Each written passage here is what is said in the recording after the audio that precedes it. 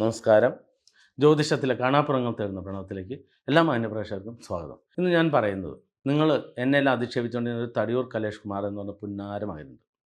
നിങ്ങൾ അവൻ്റെ സ്വഭാവം മനസ്സിലാക്കുക. അവൻ്റെ അടുത്ത് പൂജയൊക്കെ ചെയ്ത് നശിച്ച് നാരായണക്കല്ല് വരച്ചൊരു യുവാവിൻ്റെ വോയിസ് ആദ്യം കേൾപ്പിക്കാം. ആ യുവാവ് പറയുന്നുണ്ട്, എനിക്കിനി ആത്മഹത്യ അല്ലാണ്ട് വേറെ വഴിയില്ല. അവൻ്റെ നാടിൻ്റെ അടുത്താട്ടാ, തടിയൂരിൻ്റെ അടുത്ത്. ഇപ്പോൾ അവൻ തടിയൂരല്ല, അവിടുന്ന് കുറച്ച് നീങ്ങിയാണ്. അവിടുന്ന് ആൾക്കാർ അടിച്ചോടിച്ചു. അപ്പോൾ ഇവന് SNDPയുടെ കൊട്ടേഷനാണ്. കാരണം എന്താ, ഇവൻ തന്നെ പറയുന്നുണ്ട്, ഇപ്പോൾ നമ്മളെ സ്ത്രീകൾ അവിടെ കൂത്താട്ടം എന്നൊക്കെ പറഞ്ഞിട്ട് സ്ത്രീകൾ വിളിച്ചു ചോദിച്ചു, അവന് ഉത്തരവില്ല. ഇത്രയും വലിയ ധൈര്യശാലി അവിടെ പതറി. അപ്പോൾ ഇന്നലെ അവൻ്റെ തിരുമോന്ത കാണിച്ചൊരു വീഡിയോ ഇട്ടുണ്ട്, നിങ്ങളൊന്ന് കണ്ടു നോക്കിയേ. അവൻ്റെ വിചാരം ഭൂലോക സുന്ദരനാന്ന് എഴുതുന്നത്. പുട്ടിയൊക്കെ ഇട്ട് ഒന്ന് ആലോചിച്ച് നോക്കിയേ. ആണുങ്ങൾ ബ്യൂട്ടി പാർലറിൽ പോയിട്ട് പുട്ടിയിട്ട് അത് ഏതാണ്ട് കുഷ്ഠരോഗം പിടിച്ച പോലെയുള്ള മുഖമായിട്ട് വന്നിരിക്കുക അല്ലേ, ക്ഷീണിച്ച് പഞ്ചറായി. അന്ന് നമ്മളൊരു പണി കൊടുത്തതാണ്, അതിൻ്റെ ബാക്കിയാണത്. അപ്പോൾ എന്തായാലും ഈ പുന്നാര മകൻ്റെ ഉദ്ദേശം എന്താ, അവൻ തന്നെ പറയുന്നുണ്ട്, ശബരിമല അയ്യപ്പൻ്റെ അടുത്ത് ശാസ്താവ് എന്ന് പറയുന്നത്. ശബരിമല അയ്യപ്പൻ ശാസ്താവല്ല, ശാസ്താവിൻ്റെ അവതാരമാണ് അയ്യപ്പൻ. അപ്പോൾ അയ്യപ്പൻ്റെ അടുത്ത് സ്ത്രീകൾ പോയാൽ എന്താ കുഴപ്പമെന്ന് നമ്മുടെ ഒരു ഫോളോവർ ലേഡി ചോദിക്കുമ്പോൾ അതിന് ഉത്തരവില്ല. കാരണം ഞാൻ പല പ്രാവശ്യം പറഞ്ഞു, 14,000 വർഷം മുമ്പാണ് അയ്യപ്പൻ്റെ അവതാരം. 14,000 വർഷം മുമ്പ് അവതരിച്ച അയ്യപ്പനും 1400 വർഷം മുമ്പാണ് ഇസ്ലാം മതം ഉണ്ടായത്. അതിലെ വാവരും തമ്മിൽ വാവരംഗം. ഇപ്പം എന്തായി, ഇപ്പോൾ വിശുദ്ധ വിരുഷത്ത് പറയുന്നു വാവരല്ല വാവരൻ. ഇത് ഞാൻ 2014 പറഞ്ഞതല്ലേ. അപ്പം ഇനി വാവരെ കളഞ്ഞു. അപ്പോൾ ഇത്രയും കാലം നിങ്ങളുടെയൊക്കെ നാടുകളിൽ അയ്യപ്പനും വാവരും അംഗം വെട്ടുണ്ടായില്ലേ. അപ്പോൾ അതൊക്കെ മാറല്ലേ. അതേപോലെ പണ്ടൊക്കെ അയ്യപ്പസ്വാമിക്ക് അയ്യപ്പന്മാട്ട് വിളക്ക് നടത്തുമ്പോൾ പീരീഡുള്ള സ്ത്രീകളെ കൊണ്ട് താലം പിടിക്കാൻ സമ്മതിക്കില്ല. ഇപ്പോൾ എല്ലാവരും താലം പിടിക്കുന്നുണ്ടല്ലോ. അപ്പോൾ സമൂഹത്തിൽ മാറ്റങ്ങൾ വരുന്നില്ലേ. ഇത് തന്നെ ഇപ്പോൾ ഇവിടെ കേരളത്തിൽ BJP ആണ് ഭരിക്കുന്നത്. ഞാൻ പറയുന്ന പോലെ അയ്യപ്പന് സ്ത്രീ വിരോധമൊന്നുമില്ല, എല്ലാവർക്കും കയറാമെന്ന് പറയും. അങ്ങനെ 365 ദിവസം നട തുറക്കും. ഓൾ ഇന്ത്യ ബേസിലെ ആളുകൾ വരും. നിത്യവും വന്നു കഴിയുമ്പോൾ തിരുപ്പതി ക്ഷേത്രം എങ്ങനെയാണോ ആന്തരെ സംരക്ഷിക്കുന്നത്, അതേപോലെ ശബരിമല അയ്യപ്പൻ നമുക്കെല്ലാം ഭക്ഷണം തരും. അതൊക്കെ ഇവർക്കും അറിയാം. അപ്പോൾ ഇവരെ സംബന്ധിച്ചിപ്പോൾ വോട്ട് ബാങ്കാണ്, ആളുകൾക്ക് ബോധമില്ല. നിങ്ങളാണ് അറിയേണ്ടത്. കാരണം എന്താ, SNDPയുടെ കൊട്ടേഷനാണ്. അതെന്തുകൊണ്ടാണ്, ഇപ്പോൾ ജ്യോത്സ്യന്മാർ പറയുന്നത് ഈഴവരാണോ എന്ന് ചോദിക്കാതെ, ഈഴവരാണെങ്കിൽ നാണുമുത്തൻ്റെ ഫോട്ടോ വീട്ടിൽ വെക്കണം. അപ്പോൾ പറയും വീട്ടിലുണ്ട് എന്നാൽ ഫോട്ടോയ്ക്ക് പകരം പ്രതിമ വയ്ക്കുക. എന്നിട്ട് നിത്യവും 4 വരി മന്ത്രം ജപിച്ചാൽ രക്ഷപ്പെടുമോ? ഒരിക്കലും രക്ഷപ്പെടില്ല. പിന്നെയോ, കാരണവന്മാർക്ക് ശ്രാദ്ധബലി വേണ്ട, മുത്തം പറഞ്ഞ വചനങ്ങളാണ്. മത്സ്യമാംസ മദ്യം മദിരാക്ഷി വർജന.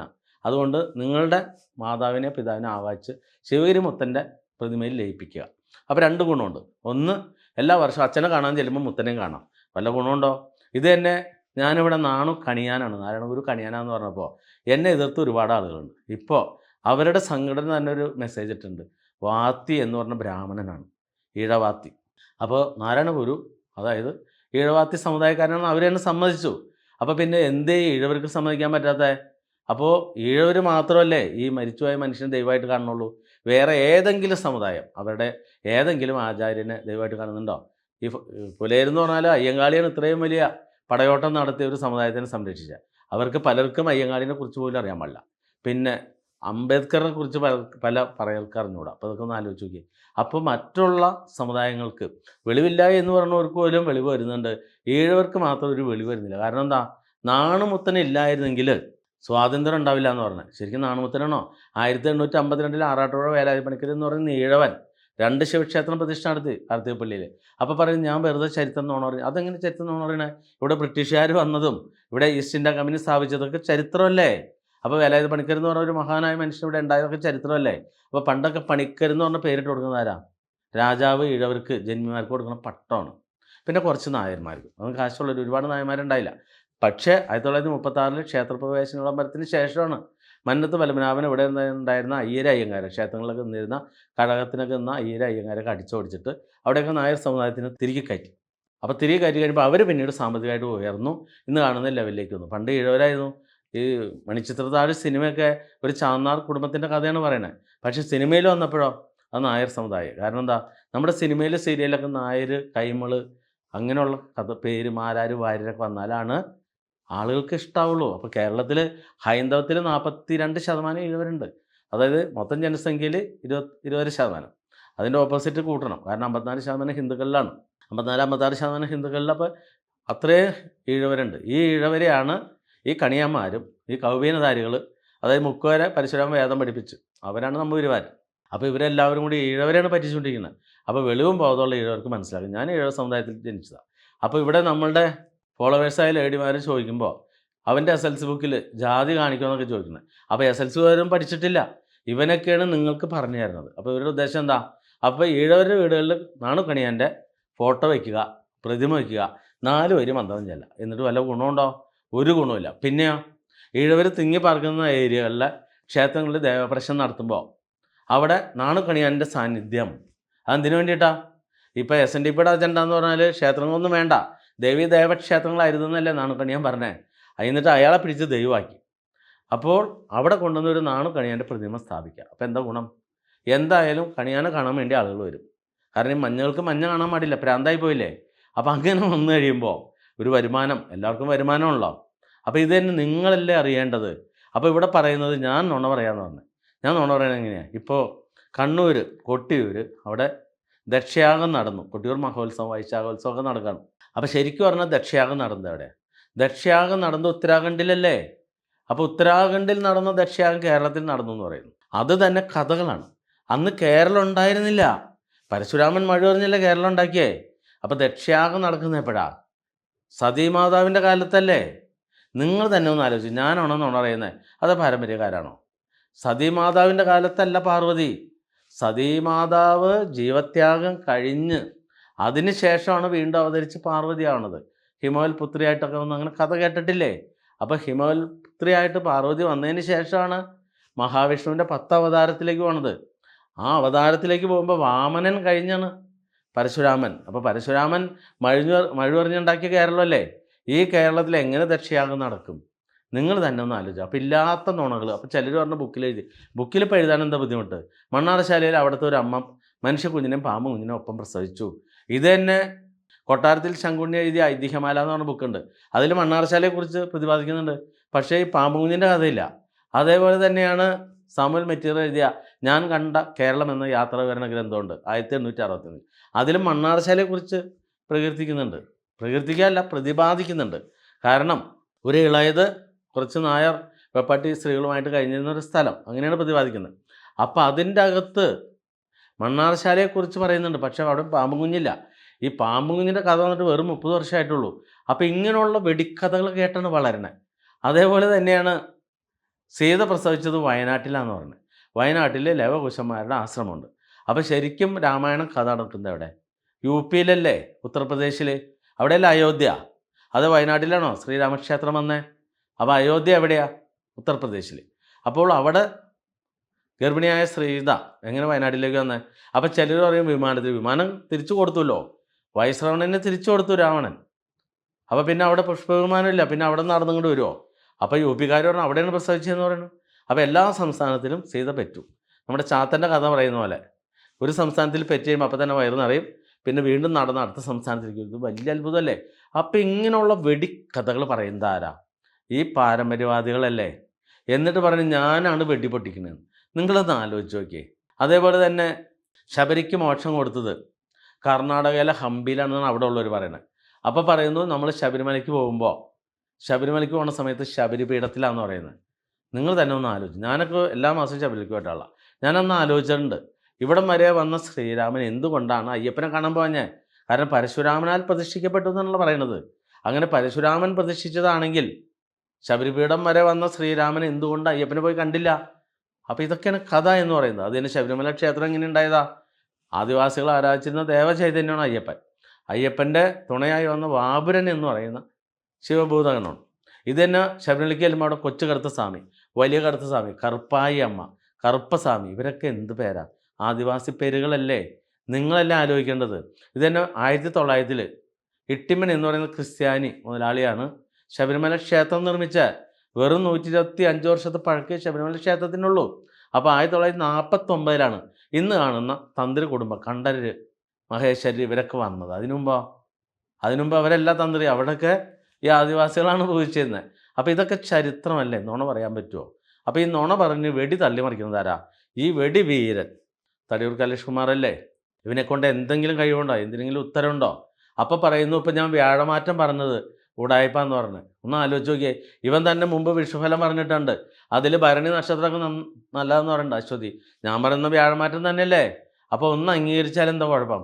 അപ്പോൾ അംഗീകരിച്ച് കഴിഞ്ഞാൽ ഇവരുടെ വാസ്തു മൊത്തം തിരിച്ചിട്ടൊക്കെ. ഇതൊക്കെ ആളുകൾ ഇവന്മാരൊക്കെ തല്ലിക്കൊല്ലും. പിന്നെ ചേരാത്ത നാൾ തമ്മിൽ ചേർപ്പിച്ചൊക്കെ. ഇതൊക്കെ ചോദ്യം ചെയ്യുക. അതുകൊണ്ടാണ് ഇവർ കിടന്ന് ഇങ്ങനെ വെപ്രാളം കാണിക്കുന്നത്. അതിൻ്റെ കൂടെ SNDPക്ക് ഇപ്പോൾ എങ്ങനെയെങ്കിലും ഒരു സംഘടനാ ബലത്തിലൂടെ വന്ന് വെള്ളാപ്പള്ളി നടേശൻ ചത്തു കഴിയുമ്പോൾ തീർച്ചയായിട്ടും നാണു കണിയാൻ്റെ പ്രതിമ മാറ്റും. പകരം വെള്ളാപ്പള്ളി നടേശനാവും. ഇതൊക്കെ മുമ്പ് ഇവർക്ക് അറിയായിരുന്നെങ്കിൽ ഇവരും കുമാരനാശാനെ കൊണ്ട് കൃതി എഴുതിച്ച പോലെ, നാരായണ ഗുരു ചെയ്യിച്ച പോലെ വെള്ളാപ്പള്ളി നടേശൻ ആരെ കൊണ്ടെങ്കിലും എഴുതിച്ചേനെ. പക്ഷെ അതിനുള്ള ബുദ്ധി അന്ന് വെള്ളാപ്പള്ളിക്ക് തോന്നിയില്ല. ഭയങ്കര കൂർമ്മ ബുദ്ധിയാണ്. പക്ഷെ ഇപ്പോഴാണ് മനസ്സിലാവണേ, കുറച്ച് വീര കഥകളൊക്കെ പാടിയിരുന്നെങ്കിൽ രക്ഷപ്പെട്ടെ. ഇത് തന്നെ കഴിഞ്ഞ ദിവസം മറുനാടൻ ഷാദിൻ്റെ ഒരു വീഡിയോ കണ്ടില്ലായിരുന്നോ? അതിനകത്ത് പറയുന്നുണ്ടല്ലോ, ഇവിടെ ചീട്ട് കീറി, മഞ്ഞളുടെ ചീട്ട് കീറാന്ന് പറയുന്നത് കല്യാണത്തിന്, അതിൽ നിന്നുള്ള വരുമാനമൊക്കെയാണ് ഈ യൂണിയൻ്റെ വരുമാനം. അതിൽ നിന്ന് കിട്ടുന്ന വരുമാനം വെള്ളാപ്പള്ളിക്ക് ഒരു യൂണിയനിൽ 3 സ്വീകരണം കൊടുക്കണം, ശാഖയിലുതായിട്ട്. അതൊക്കെ ഈ മഞ്ഞളുടെ പൈസയാണ്. വല്ല വെളിവുണ്ടോ? ഞാനിവിടെ സനാതന ധർമ്മ സംഘം എന്ന് പറഞ്ഞ സംഘടനയുണ്ട്. ഒരു പൈസയും ചിലവ് വേണ്ട. നമ്മളെല്ലാ ജില്ലാ സമ്മേളനങ്ങളും നടന്നത് എൻ്റെ പൈസയാണ്. ഞാൻ രാത്രി പകലും പണിയെടുത്ത് 2 രാത്രി 3 പകലും കഷ്ടപ്പെട്ടുണ്ടാക്കുന്ന പൈസയാണ്. അപ്പോൾ ഇത് നിങ്ങളാണ് തിരിച്ചറിയേണ്ടത്. അപ്പോൾ ഇവൻ തള്ളിമറിച്ച കുറേ മണ്ടത്തരം കേട്ട് നമ്മുടെ ശിഷ്യയാണ് നിങ്ങൾ. അവിടെ നിന്നിരുന്ന 14 പോറ്റുമാർ ഓടിപ്പോയി. ആർക്കാ നഷ്ടം? എനിക്ക് വല്ല കുഴപ്പമുണ്ടോ? ഞാൻ ശരിക്കും പറഞ്ഞാൽ ഈ രാത്രിയും പകലും കഷ്ടപ്പെട്ടുണ്ടാക്കുന്ന പൈസ ഇവർക്ക് ശമ്പളം കൊടുത്തു, ആവശ്യമില്ലാതെ ഇൻസെൻറ്റീവ് കൊടുത്തു. നിങ്ങളൊന്ന് ആലോചിച്ച് നോക്കിയാൽ, കേരളത്തിൽ ഇത്രയും വരുമാനം എവിടെയെങ്കിലും പോയാൽ കിട്ടുമോ? കിട്ടില്ല. അപ്പോൾ ശരി തെറ്റുകൾ മനസ്സിലാക്കാൻ, കാരണം ഈ തടിയൂരാനിരുന്ന് തള്ളിമറിച്ചപ്പോൾ സ്ഫുടം കണ്ടുപിടിക്കാൻ പോയേക്കാണ് എൻ്റെ 1-2 ശിഷ്യന്മാർ സ്ഫുടം പഠിക്കാൻ. ഇവരൊക്കെ ഇത്രയും കാലം ഈ സ്ഫുടം പിടിച്ചിട്ട് ഏതെങ്കിലും ഒരു മനുഷ്യൻ രക്ഷപ്പെടുത്താൻ സാധിച്ചോ? ഞാൻ പല പ്രാവശ്യം പറഞ്ഞില്ല, ഇപ്പം പറഞ്ഞ സംവാദത്തിന് വിളിച്ചു. ഞാൻ തിരിച്ചു ചോദിച്ചു, സംവാദത്തിന് വന്നു കഴിഞ്ഞാൽ നമ്മുടെ സംവാദം എന്താ? സ്ഫുടം കണ്ടുപിടിക്കാനാണോ? ലഗ്നത്തിൻ്റെ സ്ഫുടം? അത് ഞാൻ പറഞ്ഞല്ലോ, ഞാനത് കണ്ടുപിടിച്ച് തരാം. എൻ്റെ ആവശ്യം എന്താ? ജ്യോതിഷത്തിലൂടെ ഡിപ്രഷൻ മാറ്റാം, ഭ്രാന്ത് മാറ്റാം, സാമ്പത്തിക തകർച്ചയിൽ നിന്ന് രക്ഷപ്പെടുത്താം. ഇത് എൻ്റെ ഗ്യാരണ്ടിയാണ്. 10 പേരെ തന്നാൽ 10 പേരെ ഞാൻ റെഡിയാക്കി തരാം. ഞാൻ ഇവനോട് ചോദിച്ചാൽ 10 പേരെ തന്ന ഒരാളെ റെഡിയാക്കാൻ പറഞ്ഞു. അതിന് പറ്റില്ല. പിന്നെ എന്ത് സംവാദം? അപ്പോൾ സംവാദം എന്ന് പറഞ്ഞാൽ എന്താ? കള്ള് സഭയോ? അപ്പോൾ ഇവർ കള്ള് സഭ കൂടാ. പിന്നെ പറയുന്നത് എന്താ? തന്ത്രി തുള്ളിക്കളിച്ചു. നമ്മുടെ ക്ഷേത്രത്തിൽ തുള്ളലും ചാട്ടമില്ല എന്ന് പറഞ്ഞാൽ വെളിച്ചപ്പാട് തുള്ളലില്ല, ദൈവം കയറി തുള്ളണില്ല, അതാണ് തുള്ളലും ചാട്ടം. പിന്നെ ഭജന പാടാം. ഇതേപോലെ എവിടെയെങ്കിലും ഏതെങ്കിലും തന്ത്രി സ്വയം കീർത്തനം എഴുതി ഈണം കൊടുത്ത് പാടുന്ന കണ്ടിട്ടുണ്ടാ? ഇല്ല. അപ്പോൾ അതെൻ്റെ ഭയങ്കര കഴിവല്ലേ? എനിക്ക് ഭഗവാന്മാർ തന്ന കഴിവല്ലേ? പിന്നെ അമൃതാനന്ദമായി ആൾദൈവങ്ങൾ ഭജന നടത്തുന്നു, അവരല്ല പാടുന്ന വല്ലവരുമല്ല. അവർ ചുണ്ടാനക്കണം. അവർക്ക് പാട്ട് എഴുതാൻ അറിയോ? അവർക്ക് പാട്ട് പാടാനറിയോ? ഇല്ലല്ലോ. ഏതെങ്കിലും ആൾദൈവം പാടണുണ്ടോ? ഏതെങ്കിലും തന്ത്രിമാർ പാട്ട് എഴുതി പാട്ട് പാടണം കണ്ടോ? ഇല്ല. അപ്പോൾ ഇതൊക്കെ എൻ്റെ കഴിവല്ലേ? എനിക്ക് ഭഗവാൻ തന്നതല്ലേ? അപ്പോൾ അതിലൊക്കെ കൊതി കുത്തിയിട്ട് കാര്യമുണ്ടോ? കാരണം എന്താ? ഭജനയിലൊക്കെ ഒരു ഭജന പാടുമ്പോൾ ഓഡിയൻസിനെ തുള്ളിക്കാന്ന് പറഞ്ഞാൽ ചെറിയ കാര്യമല്ല. കാരണം മറ്റുള്ളടത്ത് ഇപ്പോൾ റാപ്പ് സംഗീതവും ആ സംഗീതം എന്ന് പറഞ്ഞാൽ അവിടെ മയക്കുമരുന്നൊക്കെ അടിച്ചിട്ടാണ് നിൽക്കണേ. അപ്പോൾ പിള്ളേർ തന്നെ ചാടും സ്മോൾ അടിച്ചിട്ടൊക്കെ വരുമ്പോൾ. ഇവിടെ അങ്ങനെയല്ല. ഇവിടെ ഭക്തിയിൽ നിൽക്കണം, പാട്ടിൻ്റെ ഹരത്തിലാണ് അവരാടണേ. അതിനൊക്കെ ഒരു മിടുക്ക് വേണം. തടി വരാനേ നിനക്ക് വല്ല കഴിവുണ്ടോ? ഒരു കഴിവില്ല. വെറുതെ ഇരുന്ന് നുണ പറഞ്ഞ് തള്ളി മറിച്ച് എന്നിട്ട് പറഞ്ഞെന്താ? ഇവിടുത്തെ ആചാരങ്ങളെ മാറ്റിമറിക്കുക, ഭാരതീയ ജ്യോതിഷ ശാസ്ത്രങ്ങളൊക്കെ തെറ്റാന്ന് പറഞ്ഞു. ഒരു ഞമ്മണിക്കുട്ടി എന്ന് പറഞ്ഞോളൂ പറയുന്നുണ്ട്, അയ്യപ്പന് ചീറ്റി പോകുന്നു. ഞാനും ഇപ്പോഴും പറയണത് തന്നെ. കാരണം ശബരിമലയിലിരിക്കുന്ന അയ്യപ്പനും പ്രണവമലയിലിരിക്കുന്ന അയ്യപ്പനും രണ്ടും ഒരാൾ തന്നെയാണ്. പക്ഷേ നമ്മളിവിടെ എല്ലാ ദേവീദേവന്മാരുടെ മൂലമന്ത്രമുണ്ട്. ഞാൻ പറഞ്ഞു കേട്ടപ്പോൾ ഈ തടിയൂരാനൊക്കെ അയ്യപ്പനിങ്ങനെ മൂലമന്ത്രമുണ്ടെന്ന് മനസ്സിലാവണേ. ഹരിഹരപുത്രായ പുത്രലാവായ ശത്രുനാശായ മദഗജവാഹനായ, കൃത്യമായിട്ട് പറയുന്നുണ്ട് അയ്യപ്പൻ്റെ വാഹനം മദഗജമാണ്. അപ്പോൾ ഇതൊന്നും ഇവർ കേട്ടില്ല. എൻ്റെ കുഴപ്പമാണോ? എൻ്റെ കയ്യിൽ മഹാശാസ്തു പൂജാകൽപ്പം എന്നുള്ള 1912 ഇറങ്ങിയ ബുക്കിൻ്റെ കോപ്പിയിരിപ്പുണ്ട്. ഇതൊക്കെ വേണമെങ്കിൽ ഞാൻ കാണിച്ചു തരും. കണ്ടിട്ട് എന്തിനാ? വല്ലതും അംഗീകരിക്കാൻ പോണ്ടാവും? ഒന്നും അംഗീകരിക്കില്ല. അപ്പോൾ എനിക്ക് നിങ്ങളോട് പറയാനുള്ളത്, പ്രേക്ഷകരോട് പറയാനുള്ളത്, ഇവൻ്റെ വചനം കേട്ട് ചാടിപ്പോയ ആർക്കും നഷ്ടം, എനിക്കൊരു നഷ്ടമില്ല. SNDPയുടെ തത്വം എന്താ? എങ്ങനെയെങ്കിലും മഞ്ഞങ്ങളെ പാട്ടിലേക്ക് കൂടെ നിർത്തണം. വോട്ട് ബാങ്കാണ്. ഈ വോട്ട് ചെയ്തിട്ട് വല്ല ഗുണമുണ്ടോ? ഒരു ഗുണമില്ല. അച്ഛനും മോനും ഇത്രയും ബുദ്ധി കാണിച്ചു. എന്നിട്ടോ സുരേഷ് ഗോപിയുടെ മോളുടെ കല്യാണത്തിന് മോദിജി വന്നു. 2-3 പ്രാവശ്യം വന്നു തൃശ്ശൂർ. ഈ ഇത്രയും വലിയ ആൾക്കാരാന്ന് പറഞ്ഞ് നടന്നിട്ട്, BDS എന്ന് പറഞ്ഞ് കൂടെ നടന്നിട്ട്, ഈ തുഷാറിൻ്റെ മോളുടെ കല്യാണത്തിന് ആരും വന്നില്ല. എന്നിട്ട് അവസാനം 3-4 മാസം ഗർഭിണിയായപ്പോൾ പെണ്ണിനെ കൊണ്ട് ഡൽഹിയിൽ പോയി. നാണം കെട്ട്. ഇതിനൊക്കെ വല്ലതും പറയാനുണ്ടോ? അപ്പം മഞ്ഞപ്രാന്തന്മാർ മഞ്ഞപ്രാന്ത് പിടിച്ച് ചത്തോട്ടെ, എനിക്ക് ഒരു പരാതിയില്ല. പക്ഷേ രക്ഷപ്പെടണമെന്ന് ആഗ്രഹിക്കുന്നവർ ധൈര്യമായിട്ട് വരാം, ഈശ്വരൻ്റെ വഴിയിൽ വരാം. എനിക്ക് മഞ്ഞങ്ങളെ പരിക്കുന്നുണ്ടെങ്കിൽ നാണ് കണിയാൻ്റെ ഒരു പ്രതിമുണ്ട് അവിടെ വെച്ചാൽ മതി. എല്ലാം ശുഭം. എനിക്ക് അങ്ങനെ ഒരു ഉദ്ദേശമില്ല കേട്ടോ, തടിയൂര് പുന്നാര മോനെ. പിന്നെ നിൻ്റെ ജ്യോതിഷം എന്താണെന്ന് നീ തന്നെ പറഞ്ഞല്ലോ. നീ ഓഡിയോ ക്ലിപ്പിൽ പറയുന്നുണ്ട്, ഞാനൊരു മരണ വീട്ടിൽ പോയിരിക്കുകയായിരുന്നു. ഞങ്ങളുടെ ജ്യോതിഷം അനുസരിച്ച് ജ്യോത്സ്യം മരണ വീട്ടിൽ പോകാൻ പാടില്ല. അതായത് മരിച്ച ആളുകൾക്ക് മരണകർമ്മത്തിൻ്റെ ചാർത്ത് പറഞ്ഞു കൊടുക്കണമെങ്കിൽ നമ്മുടെ ജ്യോതിശാലയത്തിൻ്റെ ഫ്രണ്ടിൽ വന്ന് അവർ നിന്നാൽ അവിടെ നിന്ന് എഴുതി കൊടുക്കുകയുള്ളൂ. അവരുടെ കയ്യിലേക്കല്ല കൊടുക്കുന്നത്. അങ്ങനെയാണ് നമ്മുടെ ജ്യോതിഷം. കാരണം മരണ വീട്ടിൽ നിന്ന് ക്ഷേത്രത്തിലേക്ക് പോകാൻ പാടില്ല എന്ന് പറയുമ്പോൾ, ജ്യോത്സ്യം മരണ വീട്ടിൽ പോയി എന്ന് പറയുമ്പോൾ, എന്നിട്ട് വന്ന് ഇവൻ ദേവപ്രശ്നം വയ്ക്കുന്നു, നിങ്ങളുടെ പ്രശ്നം വയ്ക്കുന്നു, വല്ലതും തെളിയോ? ഒന്നും തെളിയില്ല. അപ്പോൾ ഇവൻ്റെയൊക്കെ പിന്നാലെ പോണവരുടെ ഗതി എന്താ? അപ്പോൾ പാരമ്പര്യം നോക്കി ഇവൻ്റെയൊക്കെ പിന്നാലെ പോയി നശിച്ച് നാരണക്കല്ല് പറിക്കുന്നവർ. നിങ്ങളിതിനകത്ത് നമ്മുടെ ഫോളോവേഴ്സായ സ്ത്രീകൾ ഇവനോട് വിളിച്ചു ചോദിക്കുന്ന ചോദ്യങ്ങൾക്കൊന്നും ഇവന് ഉത്തരവില്ല. അപ്പോൾ ഇവൻ പറയുന്നത് പാരമ്പര്യത്തെ പറഞ്ഞു, അയ്യപ്പനെ പറഞ്ഞു. അയ്യപ്പനെ പറഞ്ഞാൽ എന്താ കുഴപ്പം? സുപ്രീം കോടതി വിധിച്ചു. അന്ന് BJP സപ്പോർട്ട് ചെയ്തു. അപ്പോൾ എന്താ ചിലരുടെ കുതന്ത്രം? കാരണം NSS എതിരിട്ടു. അതിൻ്റെ കാരണം എന്താ? 87% നായർ സമുദായമാണ് ദേവസ്വം ക്ഷേത്രങ്ങളിൽ ജോലിക്കാർ.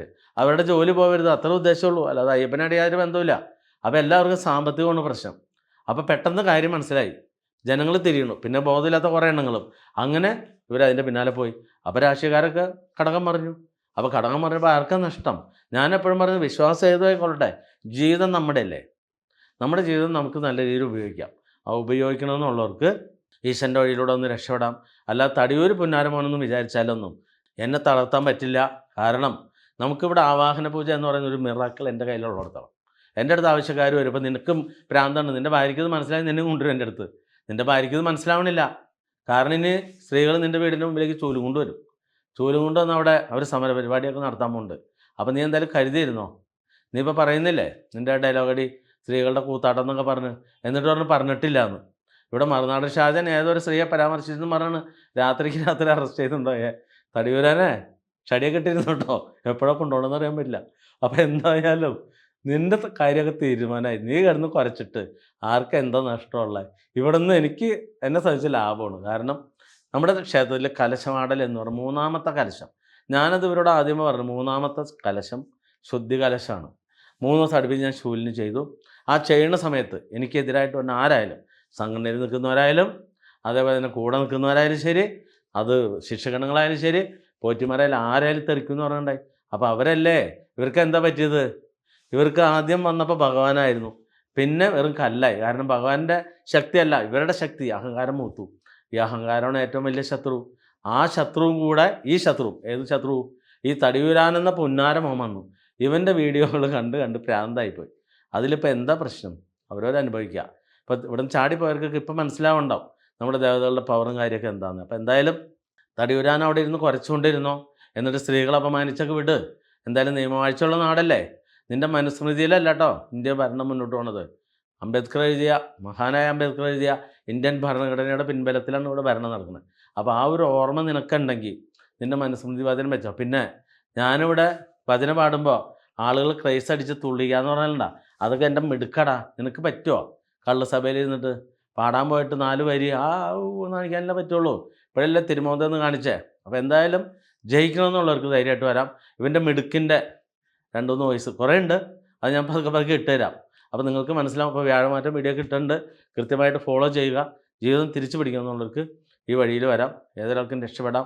അതേപോലെ തന്നെ SNDPയുടെ പിന്നാലെ പോയി നാണുമുത്തൻ്റെ ഫോട്ടോ വെച്ച് കണിയാൻ നാണുമെന്ന് അവർ തന്നെ സമ്മതിച്ചിട്ടുണ്ട്. വാത്തിയാണ്, ഈഴവാത്തി സമുദായമാണ് കണിയാൻ കണിയാനാണ്. അപ്പോൾ അതിലൊന്നും ഒരു മാറ്റമില്ല. നാണും കണിയാനാണ്, കുമാരനാശാനും കണിയാനാണ്. അപ്പോൾ നിങ്ങൾക്ക് ഇനി ഈഴവർക്ക് കണിയാൻ്റെ പ്രതിമ കണ്ടില്ല, സമാധാനം ആവില്ലെങ്കിൽ അങ്ങനെ ആയിക്കൊള്ളട്ടെ, എനിക്ക് പരാതിയില്ല. ഞാനെന്തായാലും ഈശ്വരൻ്റെ പിന്നാലെ പോകും. ഈശ്വരൻ്റെ പിന്നാലെ ഒന്ന് രക്ഷപ്പെടണമെന്നുള്ളവർക്ക് ഈ വഴിക്ക് വരാം. അപ്പോൾ ധൈര്യമായിട്ട് ജീവിതം ജയിക്കണമെന്നുള്ളവർക്ക് പറയുന്ന കാര്യങ്ങളുടെ ശരി തെറ്റുകൾ കാര്യങ്ങളൊന്ന് കൃത്യമായിട്ട് മനസ്സിലാക്കുക.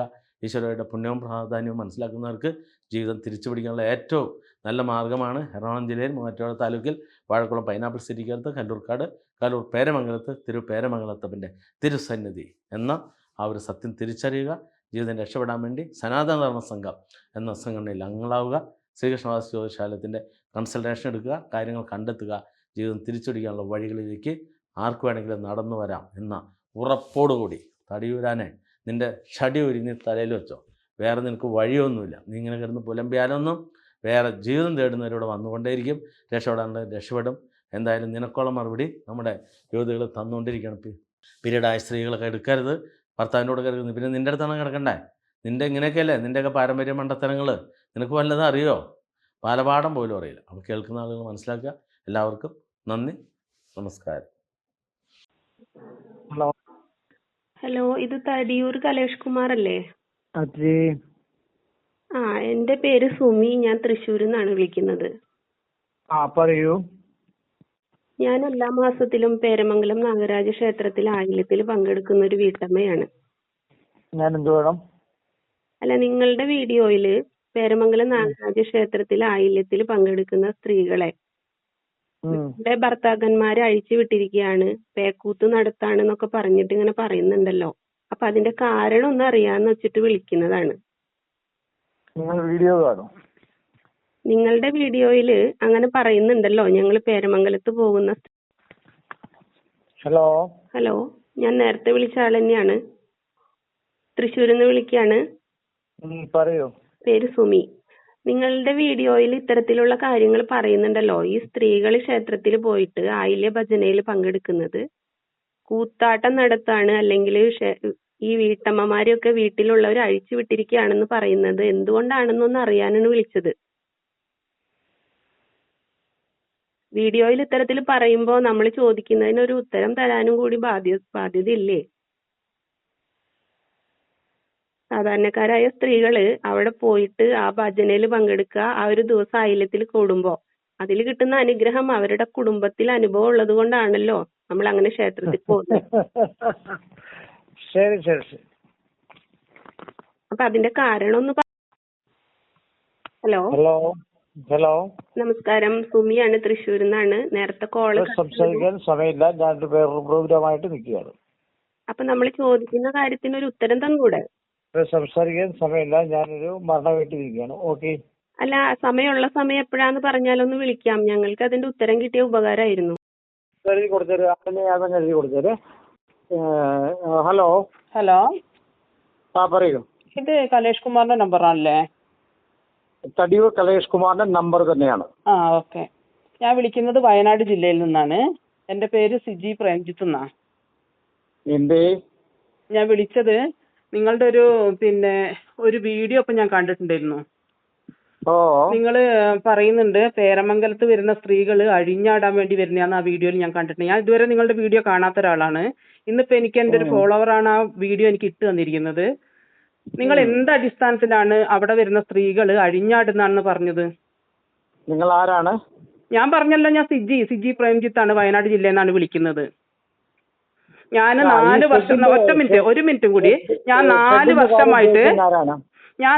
വർഷമായിട്ട് പേരമംഗലത്ത് സ്ഥിരമായിട്ട് ആയില്യം തൊഴാൻ വേണ്ടി വരുന്ന ഒരു ഭക്തയും കൂടിയാണ്, ബസ് കൊണ്ടുവരുന്ന ഒരാളും കൂടിയാണ്. ഞാൻ എന്ത് വേണം? നിങ്ങൾ എന്തടിസ്ഥാനത്തിലാണ് സ്ത്രീകൾക്കെതിരായിട്ട് അങ്ങനത്തെ ഒരു ആരോപണം ഉന്നയിച്ചിരിക്കുന്നത്? പേരമംഗലത്ത് വരുന്ന സ്ത്രീകൾ മോശമായിട്ട് അഴിഞ്ഞാടുന്നവരാണ് നിങ്ങളോട് ആരാ പറഞ്ഞത്? നിങ്ങൾ എന്തടിസ്ഥാനത്തിലാണ് നിങ്ങളോട് ഒരു മറുപടി പറഞ്ഞിരിക്കുന്നത്? ഞാൻ 100 പ്രാവശ്യം പറഞ്ഞല്ലോ എന്റെ പേര് സിജി പ്രേംജിത്ത് എന്നാണെന്ന്. ഈ വരുന്ന ഉടുമ്പുസ്വാമിയുടെ ആ ഷെഡിരിക്കുന്ന ഭൂമി നിങ്ങളെ സ്വന്തമാണോ? നിങ്ങളുടെ സ്വന്തമാണോ? നിങ്ങൾ ഇതൊക്കെ ചോദിക്കാൻ എന്താ? ഞാൻ നിങ്ങളോട് ഒരൊറ്റ കാര്യമേ ചോദിച്ചിട്ടുള്ളൂ. നിങ്ങൾ എന്തടിസ്ഥാനത്തിലാണ് അവിടെ വരുന്ന സ്ത്രീകൾ അഴിഞ്ഞാടുന്നവരാണെന്ന് പറഞ്ഞെന്നുള്ള മറുപടി നിങ്ങൾ എനിക്ക് തന്നേ പറ്റുള്ളൂ. അയ്യോ, ആരാണാവോ? ഞാൻ പറഞ്ഞല്ലോ, ഞാൻ വയനാട് ജില്ലയിൽ നിന്ന് വിളിക്കുന്ന ഒരു ഭക്തയാണ്. എന്റെ പേര് സിജി എന്നാണ്. എന്ത്? ഇവിടെ നിയമ സംവിധാനമുണ്ട്, അതിന് നിങ്ങൾ കംപ്ലൈന്റ് ചെയ്യൂ സഹോദരി, കേട്ടാ. നിയമ സംവിധാനത്തിന് കംപ്ലൈന്റ് ചെയ്യാനൊക്കെ വേണോ വേണ്ടയോ എന്ന് ഞങ്ങൾക്കറിയാം. നിങ്ങളുടെ വീഡിയോയിലാണ് നിങ്ങൾ ഈ മറുപടി ഇട്ടിരിക്കുന്നത്. അല്ല, നിങ്ങളുടെ വീഡിയോയിലാണ് നിങ്ങൾ ഇങ്ങനെ പറഞ്ഞിരിക്കുന്നത്. അതെന്ത് അടിസ്ഥാനത്തിലാണ് നിങ്ങളാണ് വിശദീകരിച്ചു തരേണ്ടത്. കലേഷ് കുമാറേ, നിങ്ങളുടെ വീഡിയോ കണ്ടിട്ടാണ് ഞാൻ നിങ്ങളെ വിളിച്ചിരിക്കുന്നത്. നിയമപരമായിട്ട് പോണോ വേണ്ടയോ എന്നുള്ളത് എനിക്കറിയാം. നിങ്ങളുടെ വീഡിയോ കണ്ടിട്ടാണ് ഞാൻ നിങ്ങളെ വിളിച്ചിരിക്കുന്നത്. നിങ്ങൾ എന്തടിസ്ഥാനത്തിലാണ്? സിജി എന്നാണ് എന്റെ പേര്. 100 പ്രാവശ്യം ഞാൻ പറഞ്ഞു എന്റെ പേര് സിജി എന്നാണെന്ന്. നിങ്ങൾ വിളിക്കാൻ കാര്യം എന്താണ്? അപ്പൊ നിങ്ങൾക്ക് ഇത്രയും പറഞ്ഞിട്ടൊന്നും കാര്യം മനസ്സിലായില്ലേ? ഞാൻ വിളിച്ചത് 4 വർഷമായിട്ട് ഞാൻ പേരമംഗലത്ത് ആയില്യം തൊഴാൻ പോകുന്ന ഒരാളാണ്. നിങ്ങൾ എന്തടിസ്ഥാനത്തിലാണ് അവിടെ വരുന്ന സ്ത്രീകളെ ഇതേമാതിരി വൃത്തികെട്ട രീതിയിൽ ചിത്രീകരിക്കേണ്ട ആവശ്യമുള്ളത്? നിങ്ങൾ എന്തടിസ്ഥാനത്തിലാണ് അഴിഞ്ഞാടിയെന്ന് നിങ്ങൾ പറയുന്നത്? എന്തടിസ്ഥാനത്തിലാണ്? നിങ്ങളുടെ വീഡിയോ തന്നെ നിങ്ങൾ പറയുന്നുണ്ടല്ലോ, നിങ്ങളുടെ വീഡിയോ തന്നെ നിങ്ങൾ പറയുന്നുണ്ട് ഇഷ്ടം പോലെ ക്യാമറ വെച്ചിട്ടുണ്ട് എന്നുള്ളത്. താൻ കണ്ടിട്ടുണ്ടോ അവിടെ അഴിഞ്ഞാടുന്നത്? അതിനൊരു മറുപടിയാണ് എനിക്ക് കിട്ടേണ്ടത്. ഇയാള് കണ്ടിട്ടുണ്ടോ അവിടെ അഴിഞ്ഞാടുന്നത്? അയ്യോ, എനിക്ക് നിങ്ങൾ എന്താണ് കണ്ടിട്ടുണ്ടോ? മറുപടി നിങ്ങളാണ് തരേണ്ടത്. ഞാൻ കണ്ടിട്ടില്ല, അതുകൊണ്ടാണ് ഞാൻ പറഞ്ഞത്. എന്റെ 4 സഹോദരി വർഷമായിട്ട് വെച്ചിട്ട് പോകുന്ന ഒരു വ്യക്തിയാണ് ഞാൻ. എനിക്കിവിടെ ജോലി 4 നമസ്കാരം, പറയൂ. അതല്ല, നിങ്ങളെ വീഡിയോയുടെ താഴെ നിങ്ങൾ നമ്പർ കൊടുത്തുകൊണ്ടാട്ടോ നിങ്ങളിങ്ങനെ വിളിക്കണത്. ഞാൻ പറഞ്ഞല്ലോ, അതുകൊണ്ട് ചേച്ചിയാണോ ആന്റിയാണോ അതോ എന്റെ സഹോദരിയാണോ ഏതെങ്കിലും ആയിക്കോട്ടെ. പക്ഷെങ്കിൽ സഹോദരിയോട് എനിക്ക് സംസാരിക്കാനുള്ളത്, അല്ലെങ്കിൽ ആന്റി ആണെങ്കിൽ ആന്റിയോട് സംസാരിക്കാനുള്ളത്. ഞാൻ ചില ചോദ്യങ്ങൾ ചോദിച്ചിരുന്നു. അതിനുള്ള ഉത്തരങ്ങൾ നിങ്ങൾ ആ ഉടുമ്പ് വെടിസ്വാമിയോട് ചോദിക്കുക. അതല്ല, എനിക്കൊരു കാര്യം അറിയാനുള്ളത്, ഞാനൊരു വീട്ടമ്മയാണ്. ഞാൻ ആ ക്ഷേത്രത്തിൽ പോകുന്നതാണ്. എന്റെ കുടുംബത്തില് അവിടെ ചെന്നതിന്റെ ശേഷം പല മാറ്റങ്ങളും എന്റെ കുടുംബത്തിൽ ഉണ്ടായിട്ടുണ്ട്. ഞാൻ പറയട്ടെ. ഞാൻ നിങ്ങളെ തിരുത്താൻ വരുന്നില്ല. അല്ല, നിങ്ങളോട് ഞാൻ എന്തെങ്കിലും പറഞ്ഞോ? താങ്കളുടെ പേരെന്താണ്? താങ്കളുടെ പേരെന്താണ്? എന്റെ പേര് സുജാതയാണ്. ഞാനൊരു വീട്ടമ്മയാണ്. ഞാൻ ആ ക്ഷേത്രത്തിൽ പോകുന്നതാണ്. ഒരുപാട് ഭക്തജനങ്ങളെ, ശബരിമല അമ്പലത്തിലെ ഭക്തജനങ്ങളെ കോടാനുകൂടി ആൾക്കാർ ചെല്ലുന്നത്. എല്ലാ ഭക്തജനങ്ങളും ശബരിമലയിലെ കാര്യം തീർക്കാനാണോ ഇരിക്കുന്നത്? ശബരിമലയിലെ കാര്യം നിങ്ങൾ ആ ക്ഷേത്ര ഷെഡാണ്. നിങ്ങൾ ആ ക്ഷേത്രത്തിൽ വന്നിട്ടുണ്ടോ? നിങ്ങൾ അവിടെയുള്ള സ്ത്രീകൾ പേക്കൂത്ത് കളിക്കുകയാണ്. അവിടെയുള്ള ഭജന ചെല്ലുന്ന സ്ത്രീകൾ അപമാനിക്കുന്നു. എനിക്കറിയത്തില്ല, ജനം പറയുന്നത്. നിങ്ങളെ വീഡിയോയിലുള്ളതാണല്ലോ. നിങ്ങൾ അതൊക്കെ പറയുന്നതാണല്ലോ. ഞാനൊരു കാര്യം പറയട്ടെ. ഞങ്ങൾ കോടതി പോണോ, ഞങ്ങൾ കോടതി പോണോ പോലീസ് സ്റ്റേഷനിൽ പോണോ, അതൊക്കെ ഞങ്ങളുടെ തീരുമാനമാണ്. അതിന് നിങ്ങളുടെ അനുവാദമൊന്നും വേണ്ട. നിങ്ങളുടെ വീഡിയോയില് അവിടെ വരുന്ന ആളുകളെ, സ്ത്രീകളെ അപമാനിക്കുന്ന രീതിയിൽ സംസാരിക്കുന്നു. അവിടെ സ്ത്രീകൾ സ്ത്രീകളെ നിങ്ങൾ അപമാനിക്കുന്നു. ഞങ്ങള് ഹലോ ഹലോ, നമസ്കാരം, ആരാണ്? നമസ്കാരമുണ്ട്. ഞാൻ സുജാതയാണ്. ഞാൻ സുഭാഷ് തന്ത്രി എന്റെ ഗുരുനാഥനാണ്. ആയിക്കോട്ടെ, എനിക്ക് സംസാരിക്കാൻ താല്പര്യമില്ല. എന്താ താല്പര്യമില്ലാത്ത? നിങ്ങളെന്താണ് നിങ്ങളെന്തിനാണ് അവിടെ സ്ത്രീകളെ? അതെന്താ കാര്യം? സംസാരിക്കാൻ താല്പര്യമില്ല. നിങ്ങൾക്ക് പരാതികൾ വല്ലതും പോലീസ് സ്റ്റേഷനോ കോടതിയിലോ കൊടുക്കാം. സ്ത്രീകളെ നിങ്ങളെന്തിനാ സ്ത്രീകളെ? ഹലോ ഹലോ, ഞാൻ സരിതയാണ്. സരിത, തൃശ്ശൂരിൽ നിന്നാണ് വിളിക്കുന്നത്. ഞങ്ങൾ സ്ഥിരമായിട്ട് പേരമംഗലം നാഗരക്ഷേത്രത്തിൽ ഭജനയ്ക്ക് അവിടെ തൊഴാൻ പോകുമ്പോൾ ഭജനയിൽ പങ്കെടുക്കുന്ന ആൾക്കാരാണ്. അപ്പോൾ നിങ്ങളിവിടെ അവിടെ വരുന്ന സ്ത്രീകളെ അവിടെ വന്ന പേക്കൂത്ത് നടത്തുന്നു, അനാവശ്യമായിട്ട് പരാമർശം വീഡിയോയിൽ നടത്തുന്നുണ്ടല്ലോ. ഭർത്താക്കന്മാർ അയച്ചിട്ടേക്കാണ്. ഞങ്ങൾക്ക് വീടും കുടുംബമായിട്ടൊക്കെ ജീവിക്കുന്ന ആൾക്കാരാണ്. അമ്പലത്തിൽ നമസ്കാരം, പറയൂ. അത് കട്ടാക്കി പോയിട്ട് എന്താ കാര്യം? നിങ്ങൾ മറുപടി അല്ല തരേണ്ടത്. ഈ ഫോൺ വിളിക്കുമ്പോൾ നിങ്ങൾ കട്ടാക്കി പോകുന്നു. ഞാനല്ല പറയണ്ടത്, നിങ്ങൾ ഞങ്ങൾക്ക് മറുപടി തരേണ്ടത്. പോലീസ് സ്റ്റേഷനിലോ മറുപടി കൊടുത്താൽ കോടതിയിലോ പോലീസ് സ്റ്റേഷനിലല്ലല്ലോ മറുപടി കൊടുക്കണ്ടേ. നിങ്ങൾ ഇങ്ങനെ അപമാനിക്കുന്ന സ്ത്രീകളെയൊക്കെ അപമാനിക്കുമ്പോൾ അവർ നിങ്ങളെ വിളിക്കുമ്പോൾ അതിനുള്ള മറുപടി നിങ്ങൾക്ക് കൊടുക്കാനുള്ള ഉത്തരവാദിത്തം ഉണ്ട്. കണ്ണി കണ്ടതൊക്കെ നിങ്ങൾ വിളിച്ചു പറയാൻ പറ്റുന്നതല്ലല്ലോ അത്. ശരി ശരി ശരി ശരി എന്നല്ല അതിനുള്ള മറുപടി. ശരി. നിങ്ങൾ ഹലോ, ഞാൻ സരിതയാണ്. നിങ്ങൾ എന്താ ഇപ്പൊ ഫോൺ വിളിക്കുമ്പോ മറുപടി തരാണ്ട് കട്ട് ചെയ്ത് പോണത്? സ്ത്രീകളായതുകൊണ്ട് പേടിച്ചിട്ടാണോ നിങ്ങൾ മറുപടി തരാണ്ട് കട്ട് ചെയ്ത് പോണത്? പറയൂ, നിങ്ങൾ കാര്യം പറയൂ. കാര്യം പറഞ്ഞത് ഇതാണ്. ക്ഷേത്രത്തിൽ വരുന്ന സ്ത്രീകൾ അവിടെ കൂത്താട്ടം നടത്തുന്നു, ഭർത്താക്കന്മാർ അയച്ചിട്ടാണ് പറഞ്ഞത്. മറുപടിയാണ് ഞാൻ ചോദിക്കുന്നത്. അതാണ് നിങ്ങൾ തരേണ്ടത്. അപ്പൊ ഫോൺ കട്ട് ചെയ്ത് പോവല്ലോ വേണ്ടത്. ആരാണ്? എന്റെ പേര് സരിത. എന്താണ് ഉദ്യോഗം? എന്താണ് ഉദ്യോഗത്തിന്റെ കാര്യമൊക്കെ അവിടെ നിൽക്കട്ടെ. നിങ്ങൾ ആദ്യം നമ്മൾ ഇങ്ങനെ പറയണതിനുള്ള മറുപടി തായോ. ഹലോ, നമുക്ക് ചോദ്യങ്ങൾക്കുള്ള ഒരു മറുപടിയാണ് വേണ്ടത്. നിങ്ങളിങ്ങനെ സ്ത്രീകളെ അധിക്ഷേപിക്കുന്നതിനുള്ള കാരണം എന്താണെന്ന് അറിയണല്ലോ. നമ്മളെല്ലാവരും കുടുംബമായിട്ട് ജീവിക്കുന്ന ആൾക്കാരല്ലേ. അപ്പൊ നമുക്കൊക്കെ ഇങ്ങനെ ഒരു അപവാദങ്ങൾ വീഡിയോയിൽ പ്രചരിപ്പിക്കുമ്പോഴേ നമുക്ക് അതിൻ്റെതായ ബുദ്ധിമുട്ടുകളുണ്ടല്ലോ. അപ്പൊ അതുകൊണ്ടാണ് നിങ്ങളോട് പറയണത്. എന്തുകൊണ്ടാണ് നിങ്ങൾ ഇങ്ങനെ പറയണതെന്ന് അറിയാൻ. ഇതിനുള്ള മറുപടി വേണം. സംസാരിക്കാൻ താല്പര്യമില്ല എന്ന് പറഞ്ഞിട്ട് കാര്യമില്ല. ഉത്തരവാദിത്തപ്പെട്ട ആണുങ്ങളോട് വിളിക്കാൻ പറയൂ. ഉത്തരവാദിത്തപ്പെട്ട ആൾക്കാർ നട്ടലുള്ള ആണുങ്ങളോട് വിളിക്കാൻ പറയൂ. ഞാൻ സരിതയാണ്, തൃശ്ശൂർ. ഹലോ, നമസ്കാരം. പറയൂ. ചോദിച്ചതിനുള്ള മറുപടി ഒന്ന് കിട്ടിയിരുന്നെങ്കിൽ ഉപകാരമായിരുന്നു. ബുദ്ധിമുട്ടുള്ളതാണ് പറയാതെ. ഓക്കെ, എന്താ ബുദ്ധിമുട്ട്? നിങ്ങൾക്ക് വീഡിയോയിൽ പരാമർശിപ്പിക്കുന്നത് കുഴപ്പമില്ല. ഇങ്ങനെ മറ്റുള്ളവരെ അപമാനിച്ച് വീഡിയോ ഇടുന്നോണ്ട് നിങ്ങൾക്ക് കുഴപ്പമില്ല. അപ്പൊ നിങ്ങൾക്ക് വീഡിയോയിൽ നിങ്ങൾക്ക് എന്തും പറയാം, ഞാൻ പക്ഷെ നമ്മൾ വീഡിയോ നേരിട്ട് എടുക്കും. നിങ്ങളോട് ചോദിക്കുമ്പോൾ മറുപടി തരാൻ പറ്റില്ല എന്ന് പറയുന്നത് ശരിയല്ലല്ലോ. അപ്പൊ നമ്മള് അതിനുള്ള മറുപടിയാണ് നിങ്ങളോട് ചോദിക്കുന്നത്. എനിക്ക് താല്പര്യം ഉണ്ടെങ്കിൽ എന്താണ് ഇപ്പൊ വിളിച്ചിരിക്കുന്നതായിട്ടുള്ള എന്താ പേരെന്തായാലും സുനിയോ സരിത. എന്താണ് നിങ്ങളുടെ പേരെന്താണ്? എന്റെ പേര് സരിത. ഹലോ, ഓ ആരാണാവോ അവിടുത്തെ? ഞാനൊരു വീട്ടമ്മയാണ്. ആരാണാവോ അവിടത്തെ എന്നല്ല, ഒരു വീട്ടമ്മയാണ്. വീട്ടമ്മ എന്ന നിലയിൽ ഒരാളിങ്ങനെ അപവാദം വീഡിയോയിൽ പരാമർശിക്കുമ്പോൾ നമുക്കത് ചോദിക്കാനുള്ള ഉത്തരവാദിത്തമുണ്ട്. അത് പറഞ്ഞ ആൾക്ക് അതിനുള്ള മറുപടി തരാനുള്ള ഉത്തരവാദിത്വം ഉണ്ട്. അതുകൊണ്ടാണ് അല്ലാണ്ട് ഫോൺ കട്ട് ചെയ്ത് പോവല്ല. ഫോൺ കട്ട് ചെയ്ത് പോവല്ല വേണ്ടത്.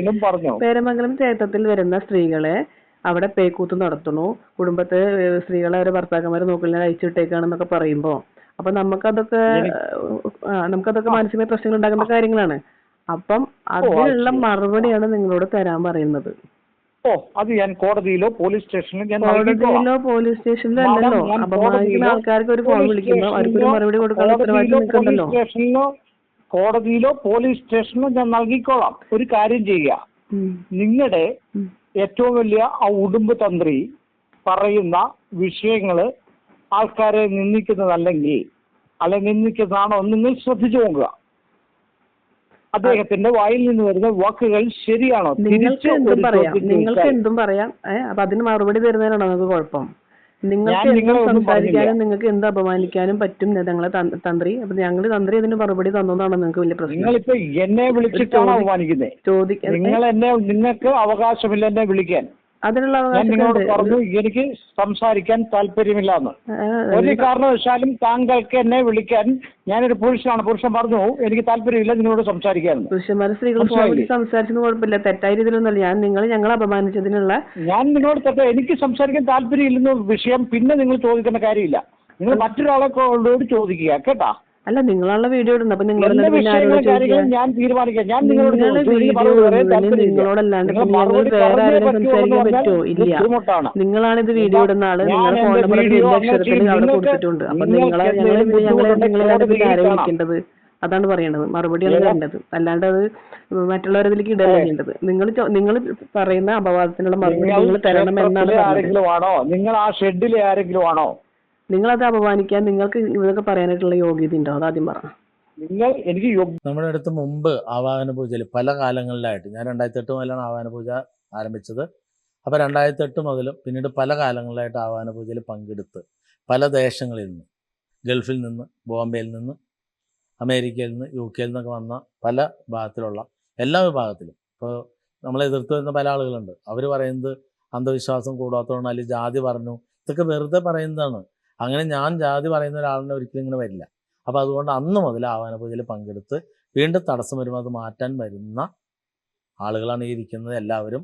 അപ്പോൾ അവർക്ക് ഞാനായിട്ട് പറഞ്ഞു കൊടുക്കേണ്ട ആവശ്യമില്ല. അവർക്ക് തന്നെ ഞാൻ വീഡിയോയിൽ പറയുന്നുള്ള അടയാളങ്ങൾ ആവാഹന പൂജ സമയത്തൊക്കെ മാറിയിട്ടുണ്ടാവും. പിന്നെ ചിലപ്പോൾ 2-3 വർഷം കഴിയുമ്പോൾ വീണ്ടും അത് നമ്മുടെ ജീവിതത്തിലേക്ക് ഫീൽ വരുമ്പോൾ അവർ തിരിച്ചറിയും. അങ്ങനെ ഗ്രൂപ്പുണ്ട്, ഗ്രൂപ്പിലൊന്ന് മാറ്റാം. അതോടൊപ്പം തന്നെ നിങ്ങൾക്ക് എല്ലാ മാസത്തിലും നിങ്ങളുടെ ദശാകാല വഴിപാടുകളും നിങ്ങൾക്ക് സ്പീഡ് കിട്ടാനുള്ള ചെറിയ ചെറിയ വഴിപാടും വലിയ വഴിപാടും എല്ലാം പ്രണവമലയിലുണ്ട്.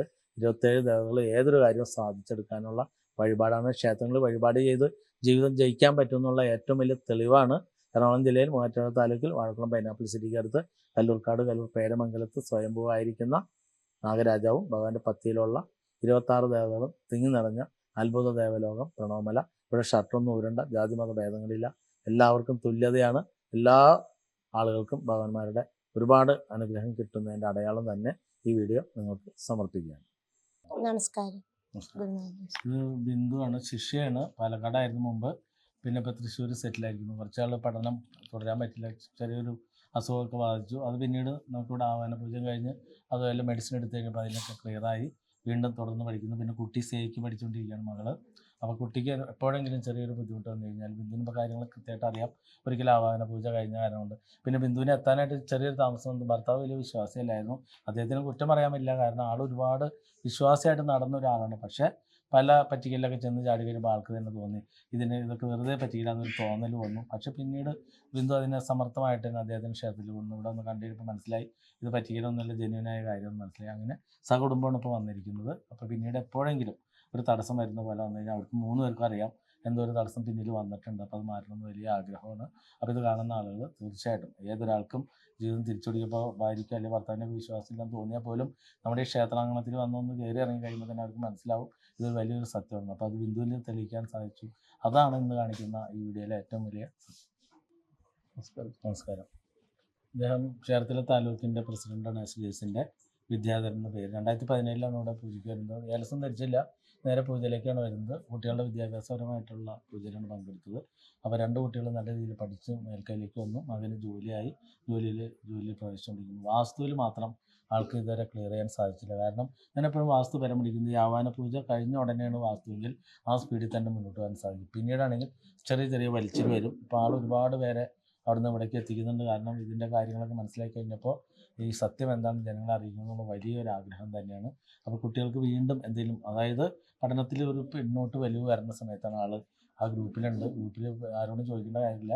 ഇന്ന ദിവസം ഇത്ര പേർക്ക് പോകാമെന്ന് പറയുമ്പോൾ ആ നമ്പറിലേക്ക് വരാൻ വേണ്ടിയിട്ട് വരുന്ന സമയത്ത് തന്നെ വരും. അതേപോലെ തന്നെ എല്ലാ മാസവും കൃത്യമായിട്ട് വഴിപാടുകൾ ചെയ്ത് ഫോളോ ചെയ്ത് നല്ല രീതിയിലേക്ക് ഇനിയെങ്കിലും ഉള്ള സമയം നല്ല രീതിയിൽ ഉപയോഗിക്കുന്ന വലിയ ആഗ്രഹത്തോടുകൂടി തന്നെ ഒരുപാട് ആളുകളെ ക്ഷേത്രത്തിലേക്ക് എത്തിച്ചുകൊണ്ടിരിക്കുന്നു. അപ്പോൾ ഇത് കാണുന്ന ആളുകൾ മനസ്സിലാക്കുക, നമുക്ക് നമ്മുടെ ജീവിതം ഒരിക്കൽ മാത്രമേ കിട്ടുകയുള്ളൂ. അപ്പോൾ ആ ഒരു സത്യം, നമ്മുടെ ജീവിതം നമുക്ക് ഈ ഭൂമിയിൽ നിലനിൽക്കുന്നിടത്തോളം മാത്രമേ ഉള്ളൂ ജീവിതം എന്നുള്ള ആ ഒരു സത്യം ജനങ്ങളെ ബോധ്യപ്പെടുത്താൻ വേണ്ടിയാണ് അദ്ദേഹം നമുക്ക് വീഡിയോ എടുത്തത്. എല്ലാവർക്കും